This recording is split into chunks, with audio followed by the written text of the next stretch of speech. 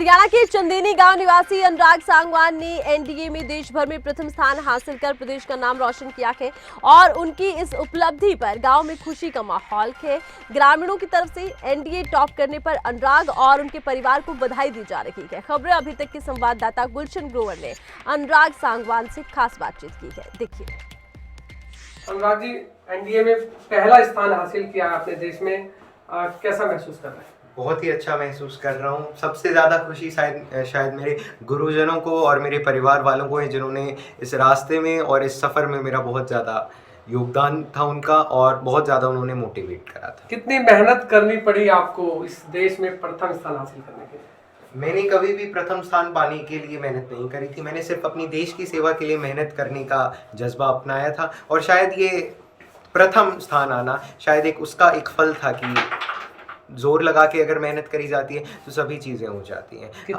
कितने घंटे आप पढ़े इसके लिए? मैं बस यही कहना चाहूँगा कि आप कितने घंटे पढ़ रहे हैं ये मायने नहीं रखता है। मायने ये रखता है कि आप 2 घंटे भी जम के अच्छे से पूरे ध्यान के साथ अगर पढ़ाई करते हैं तो वो भी 6 घंटे बैठने से बहुत अच्छा होता है। हमने आपके घर वालों से जब बात की तो दादाजी भी ये कहते थे कि पोता मेरा पहले से ही उसका सपना था कि वो देश की सेवा करे, तो लगता है कि सपना साकार हो चुका है।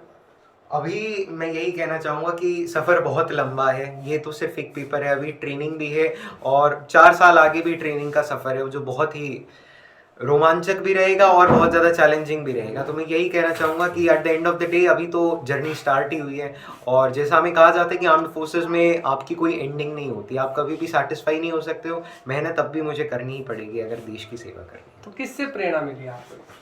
कि स्रोत तो बहुत सारे हो जाते हैं। मेरे गाँव में खुद बहुत सारे शहीद रह चुके हैं आर्मी में। उसके अलावा कुछ लोग होते हैं जो हमेशा याद रह जाते हैं, अपनी छाप छोड़ जाते हैं, जैसे विक्रम बत्रा सर, उसके अलावा संदीप उन्नीकृष्णन सर, जो हमेशा के लिए एक छाप छोड़ जाते हैं हमारे दिलो दिमाग पे कि देश की सेवा करनी चाहिए। एनडीए में 3 कैटेगरी होती है, आर्मी और नेवी और साथ में किस आप कैटेगरी को चुनने वाले हैं? मेरी फर्स्ट प्रेफरेंस आर्मी थी, तो ज़्यादातर चांस यही है कि मुझे आर्मी अलॉट होगी और मैं आर्मी में पूरी जी जान लगा के मेहनत करूँगा और आर्मी का नाम रोशन करने की कोशिश करूँगा। मतलब इस कम उम्र में हम देखते हैं कि बच्चे खेलते हैं, कूदते हैं, और जैसा कि परिवार वाले कह रहे थे कि आप लगातार पढ़ते रहते थे, जब कोई आता भी था तो आप डिस्टर्ब जब हो जाते थे तो अलग कमरा में आप चले जाते थे, तो ये सब चीज़ें किस तरह से आप? मैं बस यही कहना चाहूँगा कि जब आप एनडीए की तैयारी करते हो तो आप किसी नॉर्मल एकेडमिक पेपर की तैयारी नहीं कर रहे हो, आप एक उस पेपर की तैयारी कर रहे हो जहाँ आपको अपने दिमाग का पूरा विकास करना होता है। तो उसके लिए बस आपको अपने जीवन में सही प्रायोरिटीज चुननी होती हैं। जब पढ़ाई का वक्त है तो जम के पढ़ना चाहिए, और जब खेल कूद का है तो खेल कूद तो